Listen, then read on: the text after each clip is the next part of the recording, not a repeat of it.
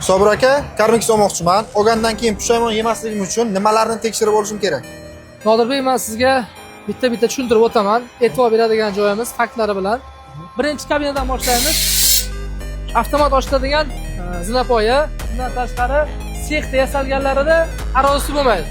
Buni ham alohida e'tiborga olib qo'yish kerak. Bundan keyin mana bu yerda moylash tizimimiz bor.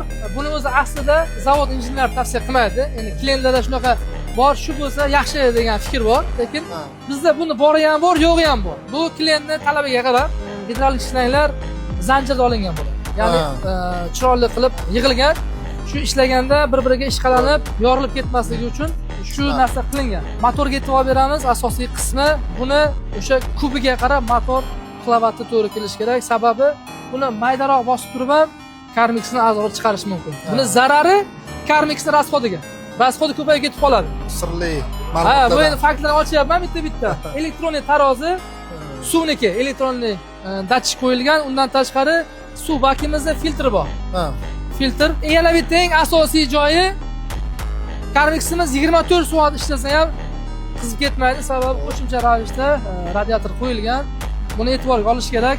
Yana bir asosiy nimasi mana shu markaziy o'q bo'ladi. Markaziy o'q sferoidli, grafitli po'latdan yasalgan bo'ladi. Buni arzon chiqishining ham sababi boshqa joylarda. Shunda bo'ladi, chunki sifatsiz joyda yasalgan bo'ladi. Tez kelib qoladi. Remont talab qilib qo'yadi. Bunda bemalol o'ylamasdan o'yin ishlatasiz.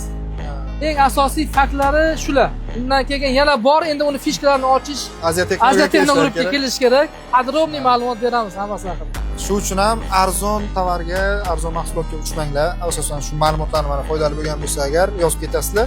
Shu ma'lumotlardan foydalanib, tekshirib, savdo qilib olsalaringiz bo'ladi Karmixlarni.